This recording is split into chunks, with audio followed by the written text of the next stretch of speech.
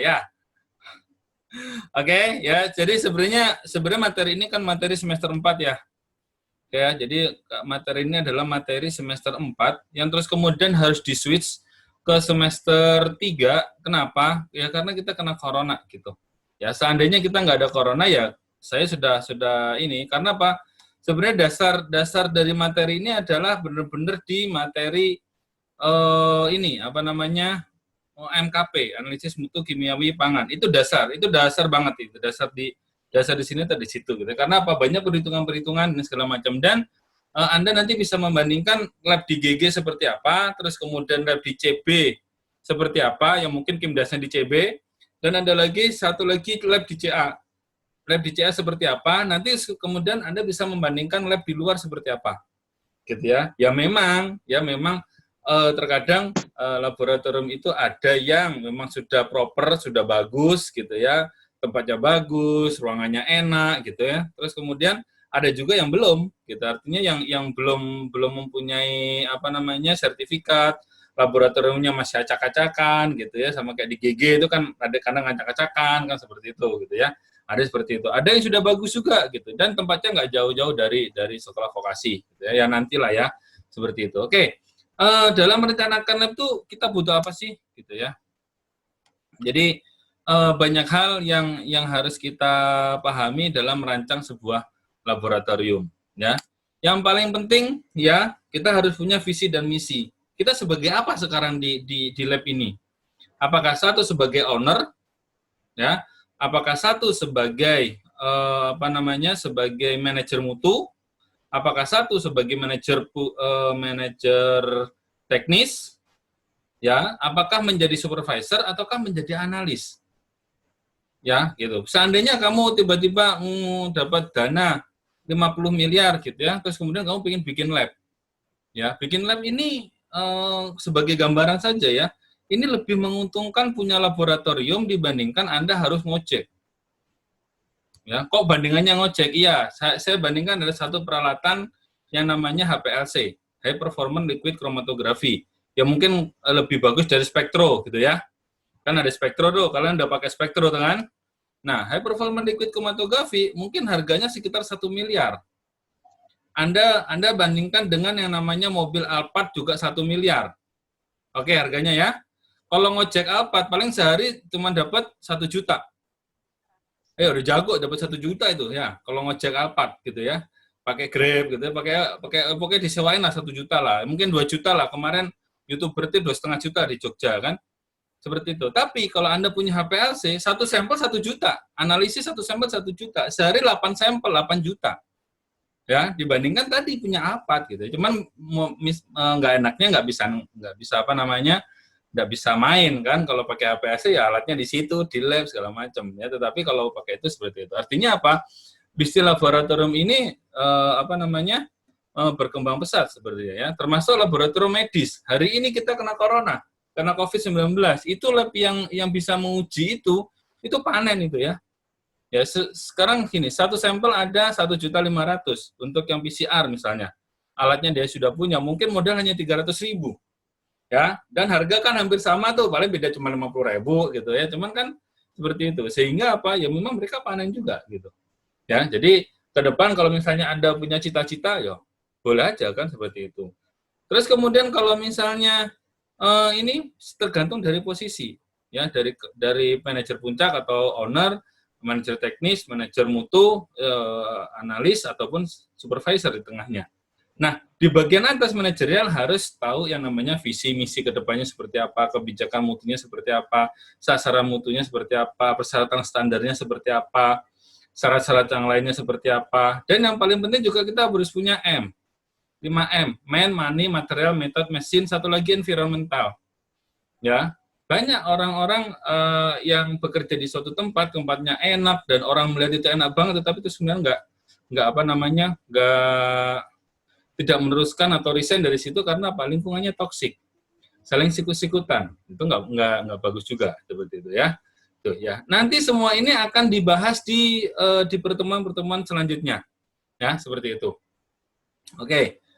Terus kemudian selanjutnya yang paling penting apa? Di laboratorium kita harus menerapkan yang namanya ISO ISC 17025.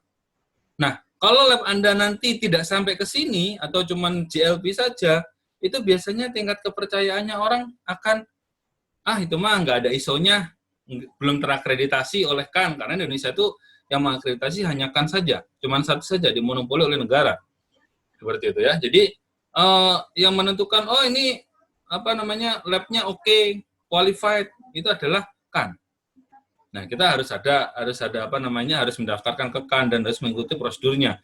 Karena itu nanti kita akan diakreditasi dengan akreditasi ISO ISC 17025. Apa benefitnya dan segala macamnya nanti ada di pertemuan ke-6, ketemu saya lagi. Gitu ya. Jadi ini baru awal saja ya. Seperti itu. Terus kemudian yang penting ya, satu mutu laboratorium, ya, lab safety, personalnya seperti apa, metodenya seperti apa, equipment-nya seperti apa. Ya, karena equipment nanti menentukan ruangannya seperti apa gitu ya, environmentalnya seperti apa, seperti itu. Ya. Oke, jadi di mutu laboratorium itu ada dua, ada manajerial, ada teknik. Ada teknis, ada manajerial. Ya, jadi yang manajerial itu nanti akan sama dengan ISO yang lainnya, seperti contoh ISO 22000 tentang apa? 22000 tentang apa? Keamanan pangan. Nah, gitu ya. Terus kemudian 9001, 9002 itu tentang sistem manajemen keseluruhan, gitu ya, seperti itu. Jadi untuk sistem manajemennya hampir sama ya, bisnis prosesnya hampir sama ya, tetapi kalau yang di 17025 yang berbeda adalah sisi teknisnya. Karena apa? Banyak peralatan, banyak personelnya juga harus diatur, terus metodenya diatur, equipment-nya diatur, terus kemudian environmentalnya juga diatur. Yang nggak diatur di ISO, semua ISO itu adalah uang. Jadi keuangan nggak pernah diatur di ISO. Pokoknya memenuhi persyaratan udah selesai. Ya, seperti itu. Terus kemudian, mutu laboratorium itu apa sih? Gitu ya. Jadi kita sebagai orang di dalam laboratorium nanti akan diuji oleh siapa? Kompetensi kita akan diuji oleh yang namanya accreditation body. Accreditation body itu yang di Indonesia namanya adalah Komite Akreditasi Nasional. Itu kan di bawah Badan Standarisasi Nasional. Jadi mereka di bawah Badan Standarisasi Nasional, jadi adalah organisasi negara di bawah BSN. BSN langsung di bawah presiden. Gitu ya. Jadi kita mendemonstrasikan gitu ya kompetensi kita gitu. Sama kayak kamu kan, kamu pada saat ujian ya Anda mendemonstrasikan bagaimana saya ternyata bisa mengerjakan ujian. Entah itu nanti googling, ya nggak sih? Ya, atau entah nanti dapat jawaban kiriman dari temennya, kita nggak tahu. Gitu ya. Tapi kan itu kan Anda mendemonstrasikan bahwa Anda bisa. Gitu. Ya, oke. Yang menilai siapa? Yang menilai adalah dosen. Oh iya, ternyata dia bisa. Oh ternyata Rizal bagus gitu ya. Jadi terus kemudian dikasih nilai A gitu. Seperti itu. Ya. Nah, sedangkan laboratorium juga punya namanya customer. Tanpa customer, laboratorium nggak akan bisa hidup. Kenapa? Ya iya, karena sumber uangnya dari customer. Gitu. Mau customernya internal, mau customernya eksternal, ya tetap aja semua dapat dari customer. Ya, makanya tadi itu si accreditation body sudah memberikan telah terakreditasi, ya. Komite Akreditasi Nasional, ya, terus kemudian lembaga pengujian LP, ya, LP 541 misalnya, itu ada kodenya 541 berarti mengacu pada laboratorium ini, gitu ya, seperti itu. Jadi kan sudah ada nomor-nomornya, dan sampai saat ini sudah ada 1000 lebih laboratorium yang sudah terakreditasikan dari Sabang sampai Merauke, ya, seperti itu. Nah, terus kemudian customer nanti akan masukkan, oh dia udah ada logokannya, gitu ya. Beda saya masukin ke situ dah, masukin, Mbak mau analisis ini, gitu ya. Terus kemudian kata banyak, oh iya terima kasih, gitu ya. Terus kemudian Mbaknya ramah, terus ngelayaninya enak, gitu ya. Terus kemudian, ternyata nggak ada analisisnya di situ. Artinya misalnya dia menguji COVID, gitu ya. Ternyata di labnya nggak ada COVID-nya. Oh iya Pak, maaf di sini nggak bisa menguji untuk COVID segala macam. Tapi kan ada pelayanan, sehingga suatu saat nanti customer itu akan balik lagi, siapa tahu di sana ada pelayanan enak kok, mbaknya ramah gitu misalnya ya. Terus kemudian uji yang lain lagi. Nah, itu juga pelayanan customer juga diperhatikan. Kenapa? Karena ya bisa jadi labnya bagus, semua layanan ada, tetapi customer-nya nggak ramah, gitu ya. Jadi juga menjadi pertanyaan, gitu ya. Bahkan ada di satu tempat ya, dari satu lab di Bogor, di daerah Yasmin itu, pelayannya 3 orang, cantik-cantik semuanya, terus kemudian dia punya standar pakaian. Nah, semua standar pakaiannya sama, gitu ya. Mukanya hampir sama juga, gitu, untuk customer service-nya, gitu ya. Jadi memang untuk menarik customer juga ada yang seperti itu, gitu ya. Oke, terus kemudian cara menghasilkan data yang baik, gitu ya. Jadi data itu setelah udah dapat customer, ya, laboratorium sudah dapat customer, dia harus menghasilkan data dong, gitu ya. Jadi makanya ada yang namanya staff atau personel, ada equipment, alatnya memadai apa enggak, environment-nya, ya, kondisi di lab-nya seperti apa, gitu ya. Terus kemudian metodenya seperti apa, gitu ya, yang digunakan cocok atau enggak. Terus kemudian sampel, jangan salah, sampel yang di handlingnya jelek, ya misalnya Anda mengambil sampel di Muara Angke, ya. Tempat apa itu Muara Angke? Ada yang tahu Muara Angke tempat apa? Jualan apa? Ikan. Makanan Oke. laut. Makanan Nah, laut. oke ya. Jualan makanan laut atau ikan, ya. Terus kemudian Anda ingin menguji yang namanya kadar timbal yang ada di ikan laut di sana. Oke ya. Jadi ingin menguji yang ada di sana, gitu ya. Yang terjadi apa? Anda ternyata mengambil sampelnya di pagi hari, terus kemudian Anda hanya masukkan dalam plastik kresek, terus kemudian Anda tinggal main dulu tuh, main sekitar Muara Angke, karena di pantai, mandi-mandi, baru dibawa ke lab sore hari. Kira-kira sampelmu rusak apa enggak? Pasti rusak. Rusak, Pak. Nah, makanya terus itu ada sistem handlingnya, gitu ya. Saya pernah terima sampel dari yang namanya dari Maumere, ya, kayak kamu kenal goyang Maumere itu kan ya, itu dari Maumere, itu dia pagi-pagi jam 4 subuh, dia sudah ngambil sampel, dimasukkan dalam coolbox, dikasih es, gitu ya, terus kemudian dimasuk coolbox, masuk bawa ke Jakarta. Ya, di Jakarta pesawatnya kebetulan jam 7 pagi, dari sana, dari Jakarta jam 10 siang, terus kemudian dari Jakarta dia langsung dibawa ke Bogor, sampai Bogor jam 2 siang.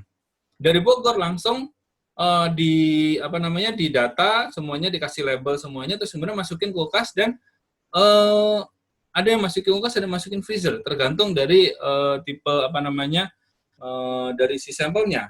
Dan itu pada saat diuji, gitu ya, untuk mikroba, untuk PB, CD, itu sampelnya belum berubah, gitu ya, seperti itu. Jadi memang handling ini penting sekali ya.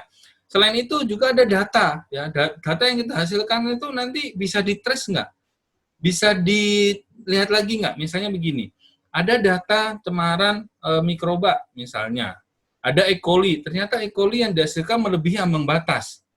Ya, paham ya? Jadi ada E. coli yang dites di situ, E. coli-nya ternyata melebihi ambang batas yang diperbolehkan. Sehingga orangnya akan kena dibayarnya, atau misalnya di gini, ada customer, ada laboratorium, nah customer ini punya buyer, punya orang yang membeli produknya. Nah, seperti itu, ya.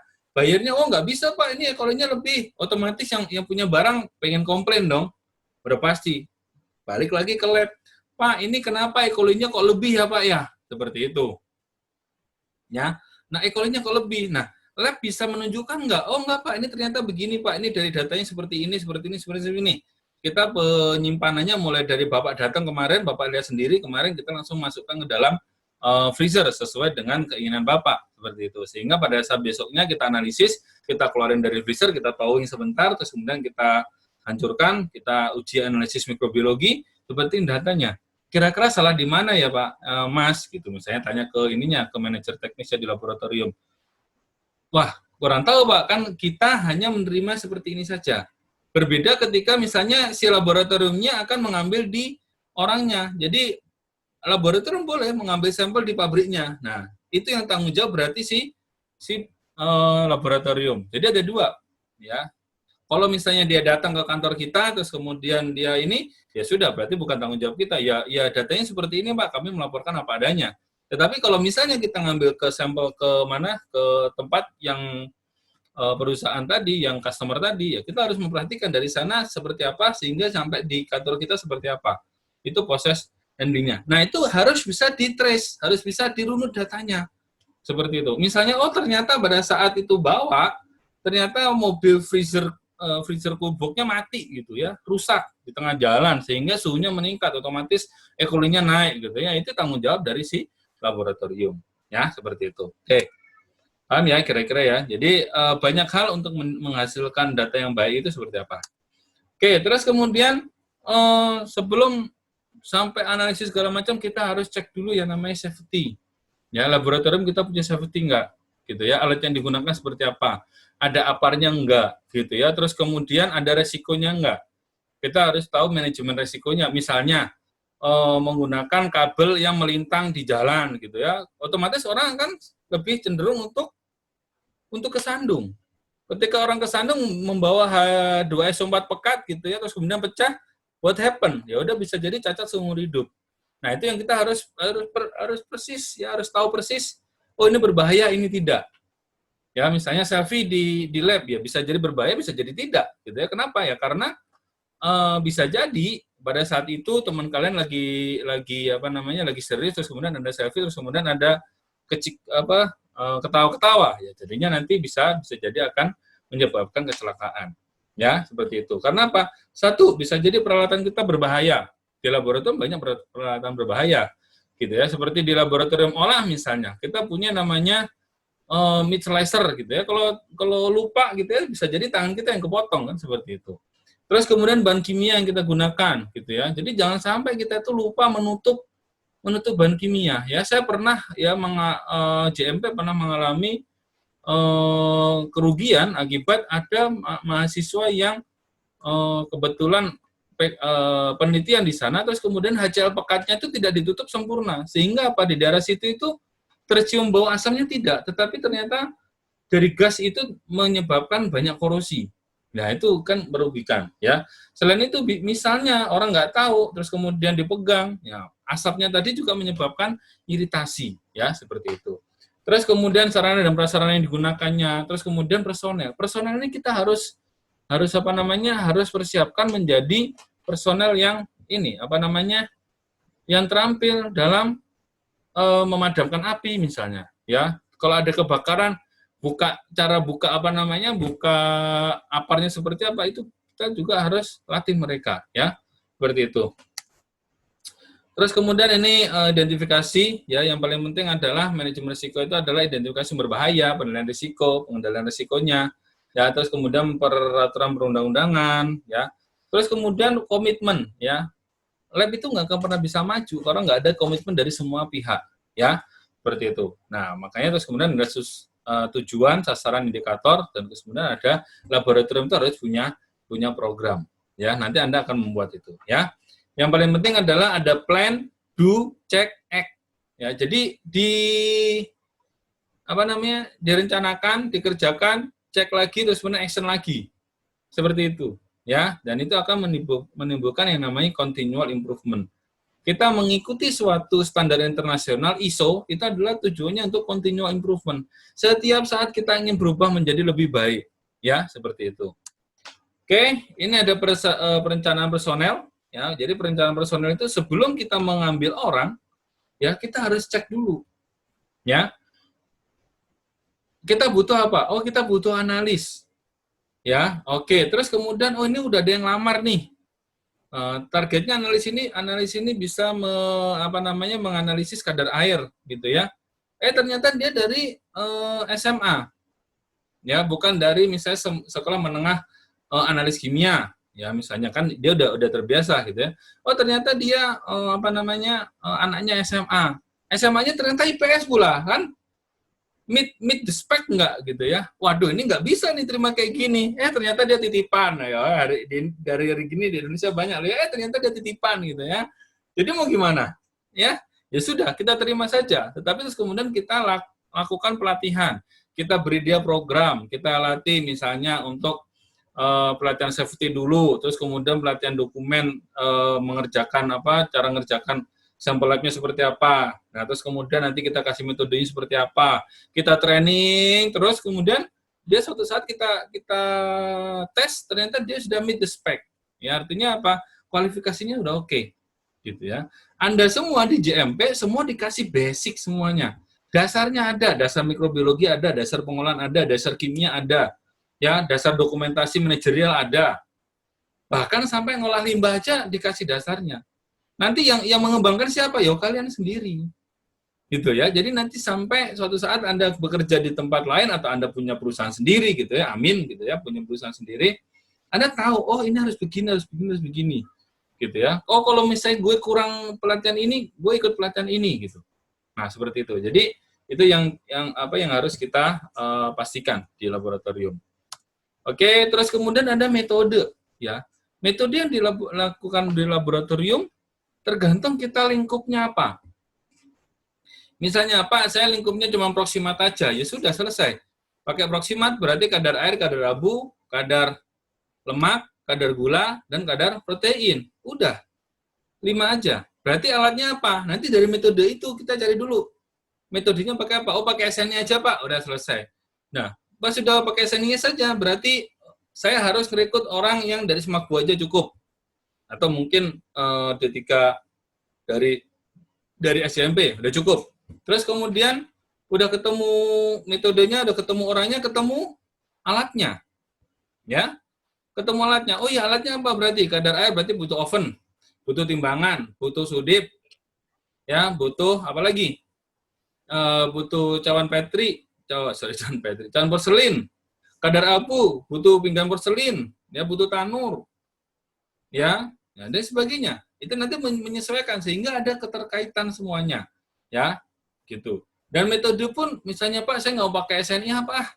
Ini udah kuno lah Pak, saya mau pakai yang dari AOAC, boleh-boleh saja. Ya, tapi yang paling penting juga setelah kita punya alatnya, setelah punya ininya, kita punya sampelnya, metodenya ada, caranya ada, terus kemudian alat itu harus dirawat. Nah, kita beli alat pertama baru dong, seperti itu ya. Terus kita punya motor lah, kita punya motor baru gitu ya, nggak usah diservis juga udah bisa jalan. Tapi kalau kemudian tidak kita rawat ya, dia nggak akan bisa berjalan sesuai dengan kemampuannya, gitu ya. Jadi makanya harus dirawat ya, harus dirawat itu diapakan ya, dibersihkan segala macam, terus kemudian bisa juga dikalibrasi lagi. Ya, dikalibrasi itu penting untuk apa? Agar supaya alat tersebut kita tahu, oh ternyata sekarang alatnya itu sudah turun menjadi 99% kemampuannya dibandingkan yang pertama. Terus kemudian alat ini misalnya kayak timbangan gitu ya. Timbangan nggak boleh menimbang lebih dari berat yang disarankan. Misalnya beratnya cuma 225 gram, Anda nimbang 300 gram, alatnya cepat rusak. Itu yang sering kejadian di laboratorium kimia. Makanya laboratorium kimia itu beli lagi. Karena apa? Mahasiswanya pun juga makainya seperti itu, ya, tidak care juga dengan alatnya juga gitu kan. Terus kemudian alasannya, ya Pak kan saya udah bayar Pak, jadi kan boleh-boleh aja dong saya pakai bebas, yang nggak gitu juga. Jadi satu alat harga 50 juta, lu bayar cuma 6 juta doang gitu ya, seperti itu ya. Terus kemudian, nah ketika alat itu datang, terus kemudian kita setting, kita kalibrasi, itu pasti ada namanya ketidakpastian pengukuran. Di dunia ini nggak ada yang pasti, guys, kecuali Tuhan. Ya nggak sih? Hari ini lo ngomong A, besok bisa ngomong B. Ya nggak ya? Alat juga begitu, meskipun dia dia elektronik, apalagi gitu ya. Makanya namanya kenapa ISO IEC, E-nya itu ada elektronik. Karena apa? Elektronik itu suka ada selisihnya. Gitu ya. Jadi kita harus cek juga measurement uncertainty-nya. Nah, seperti itu ya. Oke, nanti panjang lebar kita kita akan cek di minggu-minggu berikutnya ya. Seperti itu. Terus kemudian perencanaan metode. Nah, ini contohnya gitu ya. Nah, ini adalah diagram yang namanya box plot. Ya, ini box plot, ini data-data. Ya, ini ada uncertainty border-nya gitu ya, ada measure value-nya, ada uncertainty border atas, ada bawah, seperti itu ya. Oke. Jadi nanti contoh-contohnya nanti akan dibahas lebih lanjut di JMP ya.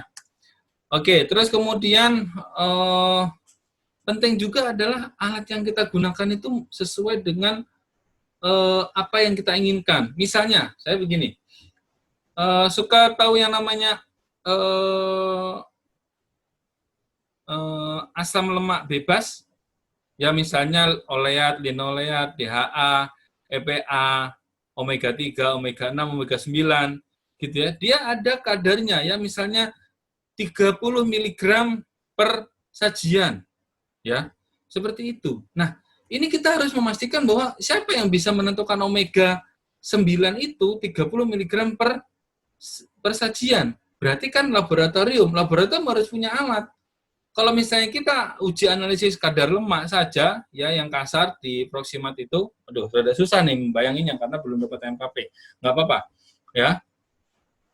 Nah, di kadar lemak itu hanya ditunjukkan bahwa kadar lemaknya sekian loh, itu secara keseluruhan. Padahal namanya omega 9 itu tadi adalah bagian kecil dari si lemaknya saja. Gitu ya. Sehingga kita nggak bisa kita menentukan asam omega 9-nya 30 mg. Pakai apa? Pakai coklat. Nggak bisa. Ya udah pasti harus pakai gas kromatografi. Nah, kita juga harus cek juga gas kromatografi ini bisa nggak di tempat kita? Ternyata gasnya nggak ada di Indonesia gitu ya. Ya sudah selesai. Gitu ya. Berarti kita harus cari metode yang lain lagi ya. Tetapi kalau gas kromatografi banyak sebenarnya di sini ya. Seperti itu. Jadi banyak hal yang mulai kita ajarkan di semester 3 ini ya. Semester 3 itu sudah mulai banyak ya. Saya ngebayangkan semester 3 Anda sekarang dan semester 4 Anda besok itu udah amazing banget lah pokoknya ya. Saya harapannya sebenarnya sih lebih enak kita offline karena saya bisa tahu kalian seperti apa. Gitu ya. Karena semester 3 dan 4 kalian pun kelasmu aja kemarin sudah ngebayang, wah gila itu anak-anak itu ntar semester ininya semester 4-nya seperti itu ya. Jadi kita harus bisa berpikir secara komprehensif ya, seperti itu. Terus kemudian measurement traceability. Jadi yang kita ukur tadi itu harus terkonek ke satuan internasional ya. Kita ngukur, terus kemudian ada standarnya siapa yang membuat ya, seperti kemarin vitamin C siapa yang membuat, kemudiannya berapa vitamin C-nya, terus kemudian ada eksternal standarnya lagi lebih tinggi lagi sama nasional standar sampai nanti internasional standar ya. Jadi itu yang harus kita tuju ya. Kalau kita pengukuran itu kemudian tidak tertelusur ke standar internasional, orang nggak akan percaya. Yakin sama saya ya. Oke, seperti itu. Terus kemudian ada penanganan sampel. Tadi Bapak sudah banyak bercerita tentang penanganan sampel ya. Kalau memang sampelnya bisa di suhu ruang ya pakai suhu ruang saja. Bahkan ada beberapa sampel yang ditaruh di suhu freezer malah lebih rusak dibandingkan di suhu ruang. Nah, itu kita harus pastikan dulu ya, karena kenapa? Bisa jadi kalau misalnya makanan kaleng ya harusnya ditaruh di suhu kamar saja. Kalau kamu taruh di mana di freezer ya suhunya minus 20 aja ya. Ketika nanti akan digunakan di towing bisa jadi air itu akan terlepas dari bahan pangan. Makanya kemarin ada kimia pangan dulu seperti itu ya. Terus kemudian persyaratan-persyaratan juga harus ini. Dan yang paling penting adalah penanganan sampel, jangan sampai sampelnya kurang. Jadi kalau Anda punya lab, terus kemudian minimal sampelnya berapa Mbak? 50 mg. Mbak, nggak ada Mbak, ini cuma 5 mg Mbak. Gitu. Ya nggak bisa Pak, ini nggak bisa dianalisis kalau cuma 5 mg. Kenapa ya? Karena bisa jadi nanti sampel yang Bapak, kita nggak menghasilkan data yang bagus. Gitu. Artinya apa? Karena sampelnya terlalu sedikit, ya, terus kemudian nanti tidak cukup untuk melakukan analisis. Ya nanti saya tambah deh Mbak, jangan mau diterima kayak gitu. Ya, jadi kalau memang kurang ya kurang aja, gitu ya Pak, kurang ini Pak. Mas, pokoknya di analisis apa adanya. Oke, tanda tangan dulu, ya akan dianalisis secara apa adanya. Jadi dia tanda tangan, kita juga tanda tangan, enak jadinya. Ya bisa Pak, ya bisa kalau dia mau ambil resiko itu, ya gitu. Nah, aplikasi perencanaan mutu itu yang paling penting adalah satu, ya sebenarnya mulai dari awal di beberapa perkuliahan ke minggu 4 dan ke-5 nanti juga ada gitu ya. Jadi yang paling pertama adalah kita menentukan hierarki dulu. Hierarki dari struktur organisasi kita. Hierarki dari struktur organisasi kita. Yang paling tinggi ya, mungkin kamu boleh catat dulu, yang paling tinggi adalah manajer puncak atau owner ya. Sekarang nggak boleh ada owner terus kemudian ada bawahnya manajer puncak, nggak boleh. Jadi yang owner itu harus manajer puncak. Kenapa? Karena semua keputusan yang penting itu akan ditangani oleh si owner. Ya misalnya pembelian peralatan itu pasti owner. Kenapa? Karena dia punya resource, dia punya uang. Ya udah beli aja gitu ya. Yang membelikan boleh orang lain, tetapi kan asisinya dari owner. Seperti itu ya. Ada manajer puncak, ada manajer mutu, itu menangani mutu semuanya mulai dari mutu manajemen sampai mutu dari pengujian ya, itu.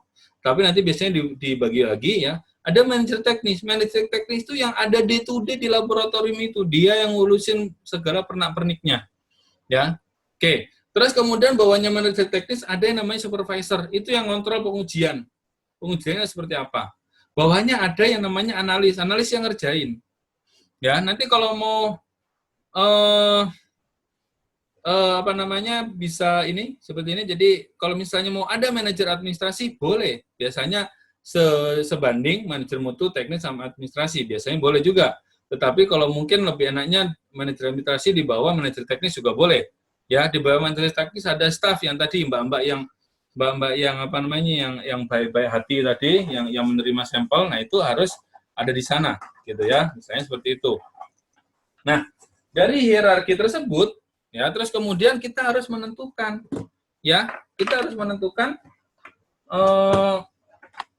analisis jenis analisisnya apa, sehingga kita nanti menentukan ya. Kalau manajer teknis dan manajer mutu sih kita bisa bisa latar belakangnya berbeda-beda gitu ya, tetapi kalau analis sebaiknya lebih cocok, sehingga nanti pelatihannya pun juga lebih lebih terarah gitu. Misalnya manajer puncak itu hanya di pelatihan khusus manajer puncak ada gitu ya. Manajer teknis yang berhubungan dengan teknis, misalnya nanti ada data, terus kemudian validasi metode, terus kemudian pelatihan training yang lainnya gitu ya, uncertainty, terus ketidakpastian pengukuran, terus kemudian ada analisis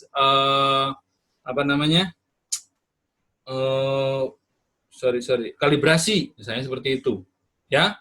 Tapi semuanya dari mulai manajer puncak sampai analis itu harus tahu tentang awareness tentang ISO 17025. Semua ISO akan seperti itu. Kenapa? Ya karena kalau nggak aware dari atas sampai bawah, itu susah sekali itu. Dokumen bisa dibuat semalam, banyak template di Google, tapi penerapannya itu susah sekali. Ya, seperti itu. Ya, ini ada beberapa contoh-contohnya saja. Terus kemudian pengembangan, terus kemudian masalah pengadaan peralatan, itu semua dari manajer teknis, ya, pemeliharaan laboratorium, equipment, pengadaan poster, petunjuk safety, itu biasanya kerjanya manajer teknis, ya. Manajer mutu itu dia memastikan mutu yang dihasilkan itu jelas. Ya, manajer mutu nanti itu kerjanya dokumen sistem mutu, terus kemudian audit internal, dia juga harus harus ada pelatihannya dulu. Terus kemudian nanti dia harus ikut labnya harus ikut yang namanya uji profisiensi dan lain sebagainya. Itu yang mengurus manajer mutu. Ya, dokumen itu nanti tidak hanya dokumen aja sekali bikin jadi enggak, tetapi dokumen itu bisa jadi hari ini mungkin dapat 3 bulan setelah implementasi harus dirubah lagi karena apa? Ada ketidaksesuaian. Nah, itu dicek lagi oleh si manajer mutu. Jadi nanti kalau itu enggak serta-merta ganti Pak tadi yang Pak jawaban saya tadi salah Pak, mau diganti dengan ini ujian, masa mau langsung diganti, kan nggak bisa serta-merta seperti itu, segampang itu nggak bisa. Jadi kalau mau mengganti dokumen yang lama dimusnahkan, ganti yang baru, ada rekamannya segala macam, ya seperti itu. Nah, ada audit internal berapa? Minimal 1 tahun sekali, gitu ya. Jadi diaudit, dicek lagi semuanya memenuhi spesifikasi atau tidak, gitu ya. Bahkan nanti misalnya ada manajer purchasing, ya bisa aja kalau memang laboratorium sudah besar, atau mungkin manajer marketing, ya boleh-boleh aja gitu ya, seperti itu ya. Jadi banyak, tetapi yang paling penting ada owner, manajer mutu, manajer teknis, supervisor, ada si analis. Pak, kalau ngerangkap boleh nggak? Ya, rangkap jabatan boleh, asal kamu tidak menilai apa yang kamu kerjakan. Jadi misalnya seperti ini, saya dulu merangkap jadi manajer teknis, merangkap jadi supervisor, rangkap jadi analis. Ketika saya jadi analis, atas saya berarti bukan saya, ada dia namanya deputy manager teknis atau pembantu manajer teknis. Jadi kerjaan saya tidak dikoreksi oleh saya, tetapi dikoreksi oleh orang lain. Gitu. Yang paling penting kan begitu. Contoh kecilnya apa? Misalnya namanya Haikal, gitu ya, suruh nanyain, Kal, yang paling ganteng di kelas lu siapa? Pasti dia nunjuk Haikal. Sama. Ketika saya analisis gue udah bener kok, ngotot kan gitu ya, padahal pasti cek ini loh Pak, salahnya di sini, oh iya ya, gitu ya. Jadi paling penting seperti itu. Terus kemudian yang manajer teknis kerjakan juga adalah program kalibrasi, program pengukuran, kalibrasi peralatan dan segala macam. Terus kemudian pencapaian program mutu dan juga untuk kepuasan survei pelanggan itu biasanya manajer mutu. Ya, terus kemudian pengendalian resiko itu biasanya manajer mutu ya. Pokoknya kalau yang teknis itu adalah ngerjakan yang day to day analisisnya. Dan itu besar banyaknya manajer teknis itu bisa beberapa gitu ya. Jadi manajer teknis nggak cuma bisa satu, mungkin bisa aja kalau lingkupnya udah mulai besar itu bisa 7 ya. Saya pernah dapat cerita dari suatu asesor, seorang asesor itu adalah orang yang menguji laboratorium ya. Jadi lab itu dicek oleh asesor, nanti asesor ini akan menyampaikan ke kan gitu ya. Jadi perwakilan dari kannya. Seperti itu. Nah, itu beliau membawa timnya itu sampai 10 orang ke suatu laboratorium di Jakarta Utara. Kenapa? Karena laboratorium ini kompleksitinya besar, gitu ya. Nggak cuma pengujian aja, tapi ada pengujian, ada kalibrasi, ada laboratorium medis juga. Dan di sana pun juga manajer teknis beda-beda, gitu ya. Pengujiannya nggak cuma pengujian kimia toh, tapi pengujiannya ada pengujian, misalnya pengujian metalurgi beda, pengujian oli beda, pengujian sampel pangan beda, bahan beda. Jadi mereka sudah punya ini ya, karena apa ya? Karena memang laboratoriumnya besar sekali, gitu ya. Dan yang jadi masalah adalah biaya untuk membawa asesor ke sana itu kan dibebankan kepada laboratorium. Dan itu tidak ada di struktur yang dibuat oleh negara. Jadi dia di yang lain-lain, dan itu udah udah hanya antara lab dan si kannya saja yang tahu gitu ya. Jadi kalau nggak salah yang paling murah itu 10 juta ya untuk akreditasi itu, di luar transportasi dan akomodasi, tetapi yang paling mahal itu kalau nggak salah 50 juta. Nah, 50 juta itu lebih lagi karena yang dibawa banyak, yang harus dikasih makan juga banyak ya, seperti itu. Oke, mungkin itu saja dari saya ya. Jadi memang hanya saya bahas kulit per kulitnya saja karena nanti di ISO 17025 pertemuan ke-6 nanti akan saya bahas lebih detailnya aja. Ya, karena apa? ISO 17025 itu berubah dari 2008 terus kemudian berubah menjadi 2017 ya, dan itu lebih disederhanakan, bisnis prosesnya juga lebih disederhanakan. Kita nanti akan bahas yang 2017 ya. Oke, ada yang mau ditanyakan dari kalian? Banyak, Pak. Ya udah, besok kita responsi ya. Besok kita responsi, kita kalau mau nanya boleh ya. Oh ya, sebagai informasi silahkan Anda save juga nomor saya yang 081194333367. Itu tiap hari nanti kalau mau pakai Zoom saya WA dari situ ya.